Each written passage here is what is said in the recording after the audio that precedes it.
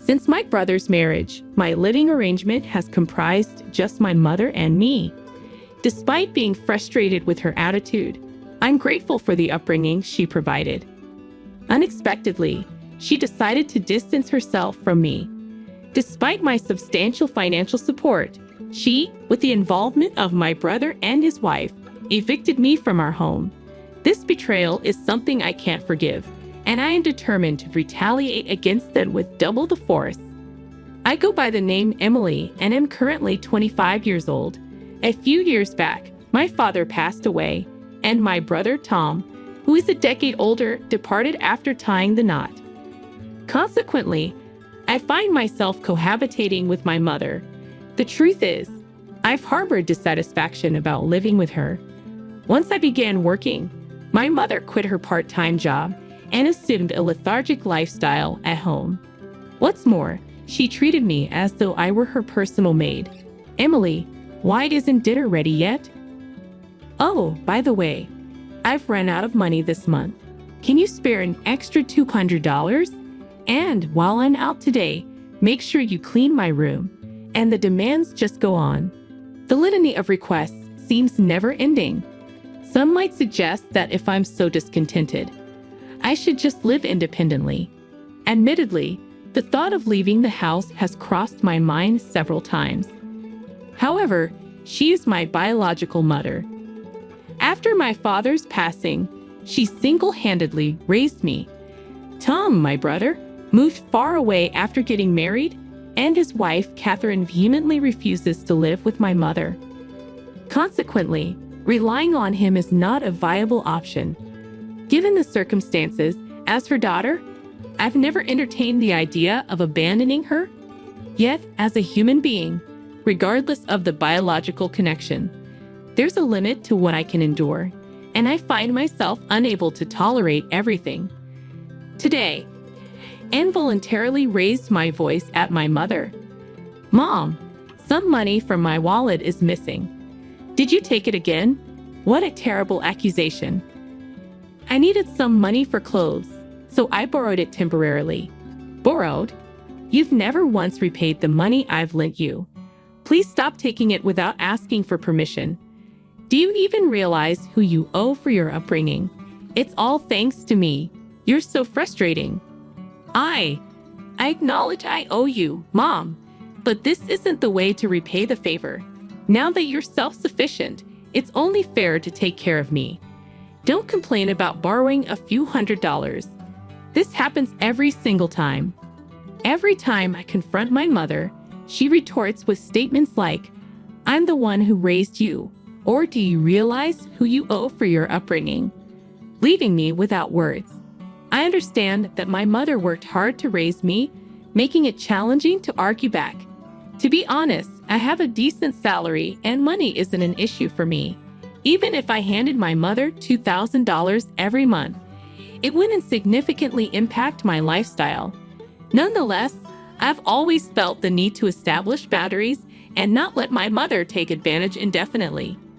One day, after wrapping up my work and returning home, I was surprised to find Tom and Catherine there. The last time we crossed paths was at my father's funeral, and we hadn't stayed in touch since then. Hey, Emily, it's been a while. You still have that gloomy aura around you, huh? My brother's insensitivity remained unchanged. He had a knack for looking down on me and poking fun since our childhood. Why are you here, Tom? Do I need a reason to visit my parents' house? We demolished our family home after Dad passed away, and I'm the one renting this apartment. Don't be so uptight. Our family is finally together after so long. As we exchanged words, Catherine interjected, Emily, you're as uptight as ever. With that kind of attitude, you'll never get married. Catherine, Tom's wife, would make such remarks without a hint of remorse. Her comment, much like Tom's behavior, was tactless. I've harbored a dislike for the two of them for quite some time. After having dinner alone, I retreated to my room. My mother, evidently delighted to see Tom after such a long time, kept chatting animatedly with a smile on her face. It appeared that the three of them occasionally indulged in gossip about me. Since that day, for some inexplicable reason, Tom and Catherine began making more frequent visits to my place.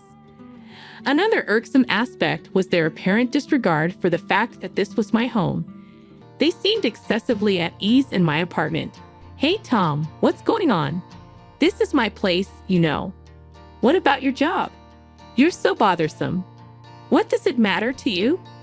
I'm here because I'm concerned about Mom and I want to visit her often. You never reached out once since our father's funeral. It's none of your business. Come to think of it, I'm hungry. Cook something and do it quickly. What's with this guy? Seriously, this is my place, isn't it? Why are they lounging around as if they own the place? I'm in the mood for a delicious cake, Emily. Buy me one." Catherine's request prompts even my mother to join in. "You finished work today, right? So you have time. Hurry up and go buy it for us, you lazy girl." It's perplexing how Catherine, who once avoided living with my mother and detested her, has suddenly become quite chummy with her. As for Tom, he's adopting an attitude of, "I'm the eldest son, and Catherine is the eldest son's wife, so it's only natural for us to be concerned about Mom." Observing their behavior, it's evident that the two of them are plotting something. I'm not entirely sure about their intentions yet, but it's clear it's not something favorable. Several days passed, and Tom and Catherine's scheme finally unfolded. "Emily, I've reached my limit living with you. I've decided to end this cohabitation."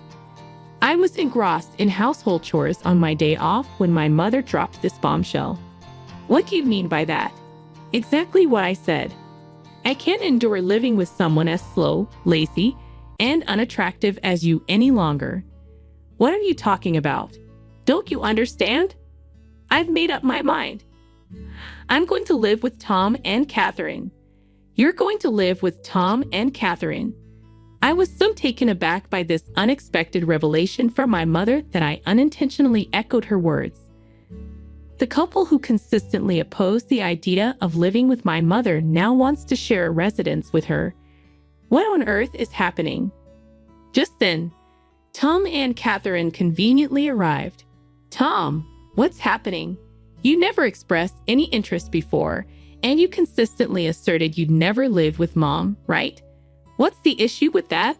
It's only natural for the eldest son to live with his own mother, isn't it?"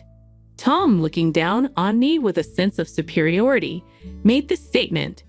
"Don't tell me you have some kind of issue. If you can't live with Mom, no, that's not what I'm saying.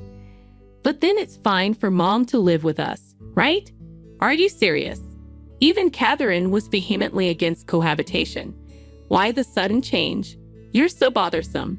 Anyway, Mom has decided to live with us. We don't need you anymore. Just leave." "Wait, leave?" After all this time when I took care of everything about Mom, I can't help but feel repulsed by my brother's arrogant words. However, it became evident that Tom and Catherine were up to something nefarious. Despite my mother's sharp tongue, she remains my only precious parent. Besides, I wouldn't want to get entangled in any trouble later on. I decided to caution my mother. "Mom, isn't it clear that something's amiss? After all, Tom and his wife never once reached out to us before. What are you talking about? If anyone's acting strange, it's you, isn't it? Huh? Mom, those who just exploit their parents should leave?" The moment she said that, any remaining affection I had for my mother vanished instantly. After all the support I've provided and taking care of her, how dare she utter such words to her own daughter who has been supporting her all these years? But this is the only time they can mock me like this, you know. After a week, they'll experience hell, so they better relish this moment. I began plotting my retaliation against them. "Then I'll leave right now." I declared this resolutely to my brother, his wife, and my mother. The three of them began to chat, exchanging smirks. "Emily, you're finally leaving the house. Mom, you must be so happy." "I truly am. Now I can live with Tom and Catherine. I'm on top of the world." From now on, I'll be the one taking care of Mom. Thank you, Tom. I'm also thrilled that I can live with my beloved mother-in-law from now on. Oh, thank you too, Catherine. The three of them continued their frivolous conversation. To be honest, I was struggling not to laugh at that moment, but I can't let them perceive that I have any room to execute my revenge flawlessly. It's best to lay low for now. From that day forward, my brother and his wife seemed to be a constant presence in my apartment. As for me, it's as if I'm invisible to them, or rather, they treated me as if I never existed in the first place. However, this turned out to be advantageous for me because I wasn't bothered at all while preparing to move out. A week later, it was my moving day. The moment he opened his mouth, Tom said, "Today is the day we part ways, Emily. We'll be taking care of Mom from now on, so you can live without any worries." "Thank you. I'm leaving Mom in your hands." Okay, after delivering this casual statement, Tom seemed somewhat dissatisfied with my response. Then my mother approached. "I hope you get married soon, Emily. It'd be a shame to remain single for the rest of your life, wouldn't it? You know the whole society would call a person like you a loser." In response to my mother's words, Tom and his wife snickered. Facing her remarks, I replied calmly, "That's true. From now on, I've decided to live just for myself. I mean, I no longer have to take care of you now, right? Just stop talking and get out. I never asked you to look after me. I was going to leave quickly anyway." "Oh, it seems like they've arrived." I heard the doorbell ring, so I made my way to the entrance. It was the movers from the moving company I had scheduled for today. After having them transport all the belongings from my room, I gestured towards the living room and instructed the movers, "Oh, and please relocate all the appliances and furniture in these rooms too." Huh, the dumbfounded voices of the three harmonized perfectly. They were utterly perplexed by what was unfolding. That TV, the fridge, the microwave. Oh, and this cleaning robot too. Also, the sofa, dining table, and the bed. Please move everything. Then my mother started to argue. What? What are you thinking? Stop this immediately. What do you mean? Am I doing something strange? Don't play dumb. Taking all the appliances and furniture from this house. Have you lost your mind? In response, my brother, his face as red as a tomato, approached me aggressively. Yo, listen to Mom. How do you expect us to live without any furniture or appliances? You have no right to take everything. Leave everything here and just go. My mother and brother were quarreling in front of me. Realizing I shouldn't waste any more time, I decided to clarify the situation for the two. Hey, are you getting the wrong idea or something? Everything in this apartment, including the apartment itself and all its appliances and furniture, belongs to me. You know this is Mom's place, right? Don't mess with me. All the furniture and appliances were bought using the inheritance from Dad, weren't they? As I had anticipated, he misunderstood and believed that my mother was financing everything in my apartment. He assumed she had received a significant inheritance from my father and had cleverly convinced them to live with her. Tom, aren't you misunderstanding something? I bought everything in here. I've been giving Mom a monthly support of $2,000, you know. Thus losses. You just want to live with Mom, don't you? Someday I'll inherit Dad's inheritance. What are you talking about? Mom used up all of Dad's inheritance a long time ago. Tom nervously glanced at our mother, who was looking down with a pale face. Mom, please explain. You told us you bought all the appliances in here. Well, I was just trying to look good. What do you mean by that? We only moved in with you because we thought there was an inheritance from Dad. If there's no inheritance, what's the point of living together? Wait, what are you saying? Didn't you say you take care of me because you're the eldest son? I was just trying to be nice. I lied so that we can live together. Upon discovering there was no remaining inheritance, Tom was furious. And my mother was deeply shaken by the revelation that the kindness displayed by Tom and his wife was all a facade. What a dysfunctional family, huh? My mother should have been suspicious when Tom and his wife, who had been out of touch for a while, suddenly suggested living together. If Tom had kept in touch, he would have learned sooner that there was no inheritance left from Dad. As I cast cold glances at the two, Tom's wife seemed to have a solution and spoke up. "I've got it. It would be great if Emily could live with us again." To this, my mother and Tom both agreed. "That's right, Emily. You should live with us. After all, yes, Emily, I really do need you." Observing the sudden change in their attitude as they began speaking for their own convenience, I promptly dismissed them. "What are you even saying? Don't make me laugh. There's no way I'd live with deceitful people like you all. I've decided to live only for myself from now on. Whatever happens to you all, I couldn't care less. But why don't you all just happily ruin your lives together?" The three of them, completely drained of energy, sat down on the spot as if their knees had given away. All three had vacant eyes. Goodbye. Do your best as a family. With that, I closed the front door. In just another 2 weeks, the lease for the apartment would end because it's under my name. They'll probably be forced to leave when the lease is up. Well, it's none of my business anymore. About a week after successfully settling into my new place, as anticipated, I received a call from my mother seeking help. "Emily, please. I can't live properly like this. Come back. There's no way I'm returning. Why don't you have that foolish couple take care of you?" Actually, it seems they quit their jobs and moved here, thinking I still had your father's inheritance. They really are terrible people, aren't they? I don't feel inclined to help at all. I no longer need a couple who only cares about money. All I have is you, Emily. Mom, I'm busy. Can I hang up now, please? Emily, help me.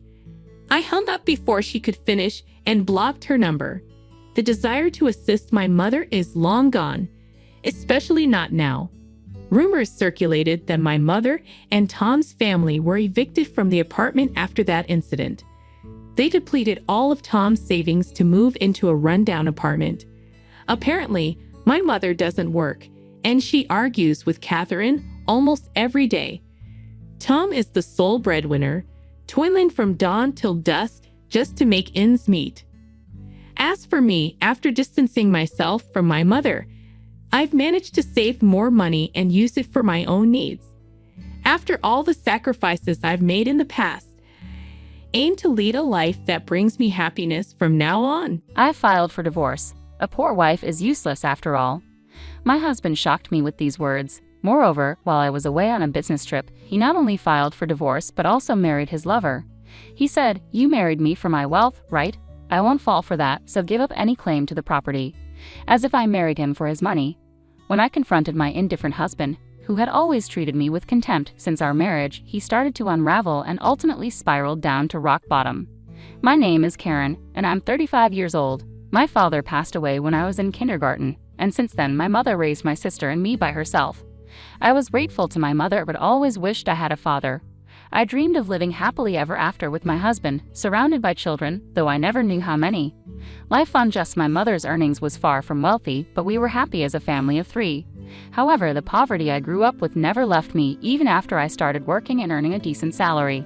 When I was single, my grocery shopping centered around discounted items, and I would stock up during sales if the items wouldn't go bad. Eating out was out of the question. I wouldn't even buy convenience store bunto. For drinks, I would bring tea in a thermos. Before I knew it, saving money had become a hobby. I married my husband John 4 years ago. We met through an acquaintance and hit it off. Unlike me, who grew up poor, John was wealthy from a young age, and our views on money and values were completely different. However, I was drawn to his kindness and the new world he showed me. We started dating soon after meeting, and as I was over 30 and eager to get married, we tied the knot in less than a year. We decided to move into my apartment, which was close to both our workplaces. It was a company-subsidized apartment, so the rent was quite cheap, one of the reasons we chose it as our new home. After marriage, I continued paying the rent, and John contributed to other living expenses.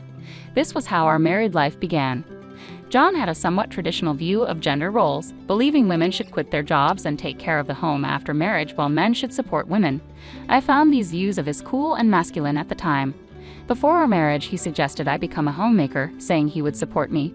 He probably thought of me as a domestic woman good at cooking and cleaning, which made me happy at that moment.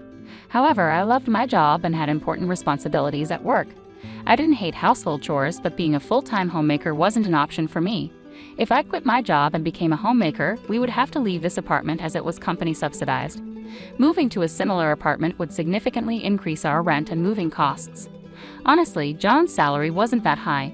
If we had children, our financial needs would increase, and I would inevitably need to keep working. Thinking about our situation, I decided to earn as much as I could while I could. Since I was paying the rent, I felt I needed to continue earning. I subtly brought up these points, including the need to move out of the apartment, in a conversation with John. This was probably the first time I contradicted his opinions. Hey, about you wanting me to be a homemaker, I'll take care of the house, but can I continue working until we have kids? I want to save as much money as we can for now. Are you saying my salary isn't enough? Or do you just want more money to spend? It's not like that. Kids are expensive, and I want to save up for that. I can even use my earnings for our living expenses. It's better to have more money, right? Right. Your annual income is $15,000, right? It's not much, just enough for the rent, but it's better than nothing. It's better than lounging around at home. Yes, but thank you. I'll keep working until we have kids. Of course, I'll take care of the house too. Though I felt uneasy about some parts, I managed to convince him to let me keep working. But in hindsight, this might have upset him. Balancing work and household chores was harder than I expected. My days were incredibly busy. I was a full-time employee, not part-time. I woke up early to prepare breakfast, lunch boxes for both of us, and to do some prep for dinner and tidy up the house when I got home. I prepared dinner, heated the bath, and did laundry after John went to sleep. Honestly, there was barely any time for us as a couple, and I began to wonder if this was really what a marriage should be like. On the other hand, Javnan, who acted like a traditional husband, did absolutely nothing at home. He must have seen how busy I was with household chores, but he would just eat dinner, drink beer, and relax when he got home. He'd bathe alone as soon as it was ready, then go to his room. I wished he would help out a bit, given how hard I was working, but I couldn't say anything, fearing he'd tell me to just quit my job. Despite his lack of help at home, I naively hoped he would change once we had kids. However, our relationship had grown distant, making the prospect of having children unlikely. I decided to discuss it with John. Hey, we should start thinking about having kids, right? Kids? You're quite energetic considering you're tired from work and chores. It's not about that. I want to have children. We haven't been married that long. Isn't it too early for kids? Maybe for you, but I'm already over 30. Women have a limited time to have children. It's getting harder to conceive as I get older. It's almost too late. Then we don't need kids. If we have one, you'll expect me to help, right? You know I'm busy with work. I won't help with child rearing. What? Declaring you won't help with child rearing even before they're born is strange, isn't it? I plan to raise them alone, but shouldn't you at least have the intention to help? It's your child too. Child rearing is your job. I'm working to support the family, so I definitely won't help with the kids. You'll just complain that I don't help and that you're doing it alone, making me the bad guy. You must have been indoctrinated with poverty and lots of kids since birth. We're not poor. We don't need kids. End of discussion. John abruptly ended the conversation and went to his room. Standing alone in the living room, I was overwhelmed by tears. Not only was my wish for children rejected, but also my upbringing was mocked. Following this incident, our relationship deteriorated rapidly, and we hardly spoke anymore. There were no children and barely any communication. Maybe it was time to consider divorce, yet a faint image of my once kind husband lingered in my mind, making me wish we could return to the happy couple we used to be. Since then, I tirelessly juggled work and home responsibilities. I was incredibly busy with various tasks. Eventually, I took on a significant project at work, which meant more business trips and further distance from John. One day, as usual, I told him about an upcoming business trip, but his reaction was unlike any other time. I'll be away on a business trip for about 10 days starting tomorrow. Please take care.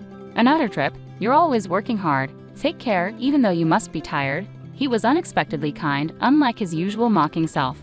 He even said with a smile, "Wait for a big surprise when you get back." I had given up on him and was resolved to a decision internally. However, his smile shook my resolve. Our wedding anniversary was approaching, and I thought maybe he had a surprise for that. Despite everything, I hoped he might have changed his heart. I even considered rethinking my stance if he had truly changed. However, my faint hope was shattered by a major incident. When I returned home 10 days later, I faced the first surprise. The front door wouldn't open. The key didn't fit.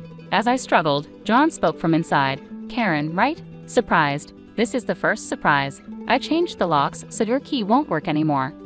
"What do you mean? Why doesn't my key work?" "Open the door." "Why would I let a stranger into my house?" "I changed the locks, and for your information, we're divorced." That's the second surprise. A poor wife is useless. Divorce. I never signed any papers. How could you even do this? I just forged your signature. I submitted it with a friend's name as a witness, so you're a stranger now. Got it. Understood. Then we need to discuss property division, right? Right? Property division. I have a document for you to sign. I'll let you in this one last time. John finally opened the door. Inside, there was a document for me to sign, waiving my rights to property division. I thought you'd say, "Give me property division if you want a divorce." Poor people like you probably saw me as rich. You married me for my wealth, right? I won't fall for that, so waive your rights to the property.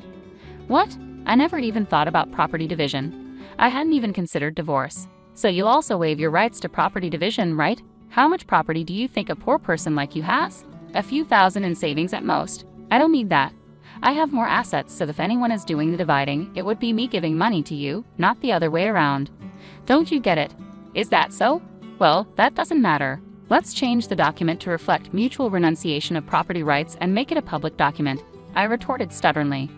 Afterward, John redid the document on his computer, deciding to make it a public document. However, it would be some time before we could submit it. I decided to pack my things and leave the house for the moment. As I was leaving, he scorned me until the end. "You are poor. I thought about throwing away your belongings while you were on your trip, but you barely had anything.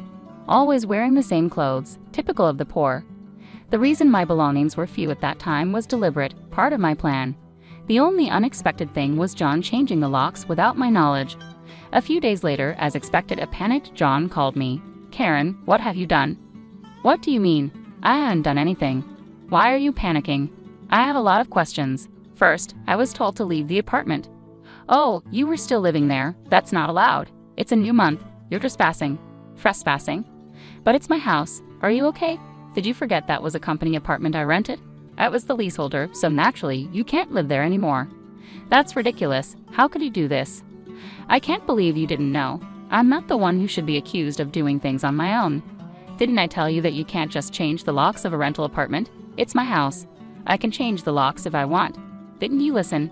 It was my leased apartment. Even if you were the leaseholder, the owner is the apartment manager. You can't change the locks without informing them." "Is that so? Also, I terminated the lease while you were away." "You terminated it so early? I was allowed to live there until this month. I was planning to return, but now you've unlawfully altered someone else's property, which could be considered criminal damage." "Wait, criminal damage? Is that why the police are at the front door now? I'm too scared to open it." I replied calmly, "So the police did come. Don't worry, it's probably not for trespassing or criminal damage. It's better to talk to them." "Why do you know about the police?" "Because I reported you for filing the divorce papers yourself. It seems like you've committed crimes like forgery and fraudulent use of a private document. Divorce papers can be filed by one person, but only with mutual agreement and personal signatures. Since you forged my signature and the witnesses, it's obvious that it's a crime." John seemed unaware of his guilt. I continued pressing further. "So the divorce papers you submitted are invalid, and your marriage with Susan can't happen either. How do you know about Susan?" "Did you think I knew nothing? I had a private detective agency thoroughly investigate your affair with Susan. It was a busy time at work, and coordinating with the agency was tough. Plus, you've even held a grand wedding ceremony while I was supposedly on a business trip." "Are you saying your business trip was a lie?" "Yes, I took leave from work despite being busy to do some research and prepare documents. I knew about you bringing Susan home. It would have been impossible to gather this evidence while working." After I revealed everything, John was speechless and seemed quite downcast, even over the phone. Then he pleaded with me. "Please don't tell Susan I'm divorced." "Why would I? There's no such fact to tell." "Really? Thank you. Are you misunderstanding something? When did you become divorced?" "That fake divorce paper is invalid, remember. So legally, you're still my husband, not divorced." "What? Since you committed adultery while legally my husband, Susan needs to pay compensation. I sent the demand for reparation to her house yesterday by express delivery. She didn't know you were married, right? I can't withdraw the claim at this point. I already knew Susan believed John was single, but I deliberately sent the reparation demand anyway. Since Susan hadn't contacted me yet, she likely hadn't received the letter. It should arrive soon. Should you be on the phone with me when you also have to deal with the police? You're busy. I'll ignore the police. I won't be arrested. I'm going to Susan's house now to get the letter back before she or her family can accept it, he said, hanging up abruptly. He probably went straight to Susan's house to wait for the postman at the front door. I knew it would be futile because the letter was sent as registered mail to Susan only. Even if he waited for the postman, he couldn't receive it. A few hours later, a dispirited John called me. According to him, there was an incident when the postman arrived. Finally, I'll take that envelope. Who are you? You don't live here, right? I'm practically a resident here since I'm married. I have the right to receive the mail. I see, but I can't give you this envelope. It's registered mail for Susan only. What? Give it to me. Absolutely not. If you're so eager, ask Susan for permission. What's going on here? Susan asked as she approached. Oh, John, what's all this noise? What's happening? Susan, this is registered mail for you. This man insisted on taking it. Sorry for the disturbance. Now I'll be on my way. What's this? A demand for reparation. John, you were married. What's going on here? Sorry, it's just, she's an ex-wife from a long time ago. I was embarrassed to say I'm divorced. I'm sorry for keeping it secret. But it's strange, isn't it? We haven't been dating long, and a demand for reparation. If you were divorced before we started dating, there shouldn't be any problem, right? Well, my ex-wife is crazy. Maybe she's demanding reparation out of spite because I got married. That was the excuse he gave, but such a lie was quickly exposed. The envelope included a letter I wrote along with my contact information. Susan called me directly, and in that call, I told her about the affair, the invalid divorce, and that they had a wedding ceremony while he was still married to me. Although they had a wedding ceremony, they hadn't submitted the marriage registration yet. John wanted to submit it on a good luck day, so it was still pending. He probably delayed submitting the marriage registration due to uncertainty about whether the divorce was finalized. After being exposed, John fled from Susan's house and shamelessly contacted me again. I still had something to tell him, so we agreed to meet at a nearby cafe. As soon as I arrived, John said, "Karen, please withdraw the reparation claim. Let's pretend we've been separated for a long time and officially divorced now. I can apologize to Susan for being secretly divorced and maybe cover it up. You think I'm desperate to stay married to you? I was going to file for divorce anyway, but since you cheated, you'll pay reparation. Just trying to extort money from me, huh? Typical of the poor, you have such a poor heart. You're talking nonsense. Depending on my answer, everything can change. There's still an option where we don't divorce. If I say no, you can't reject it, meaning you can't marry Susan and your marital status will be exposed. Fine, I'll pay the reparation. Just divorce me now. Sign here then. About property division. Property division? How much more do you want to take from me?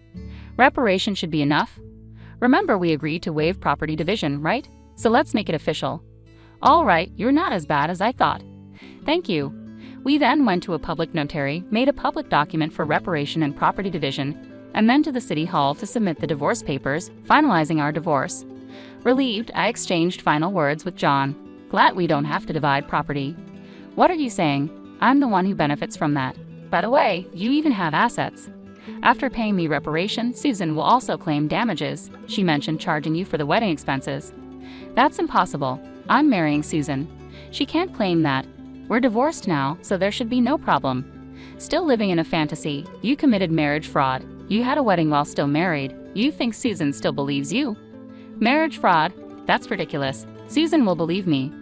Believe that if you want. I heard from Susan directly. Also, weren't the guests at your wedding paid actors? You still owe them. You knew about that. I haven't paid them yet. What does it matter to you? You could have just taken property division and been better off. That's what I wanted to tell you. Even if we had divided property, you would have benefited more. What are you talking about, poor woman? Your family is poor and you only make $15,000 a year, right? Even if you got a raise, it would be barely $20,000. You don't have any property. You keep calling me poor, so I thought you might be mistaken. Yes, my salary is indeed $15,000, but you know I work for a foreign company, right? It seems you have no interest in me, but I became a director of the American branch. It's not $115,000 per year, but per month, $155,000 per month. So that's an annual income of $100,000. You're still bad with numbers. How do you manage to keep a job? It's $1.8 million a year. $1.8 million? That can't be true. Of course it is. I haven't had the chance to spend such an amount, so I've been saving it for the future. The savings from before our marriage aren't part of the property division, but there's still a considerable amount since our marriage. I could have received half of that in the property division. You were my destiny after all. I'll get the divorce papers corrected. Are you okay?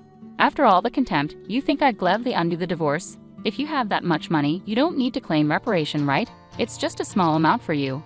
He who laughs at a cent will weep for a cent. This reparation is for the mental anguish you caused me.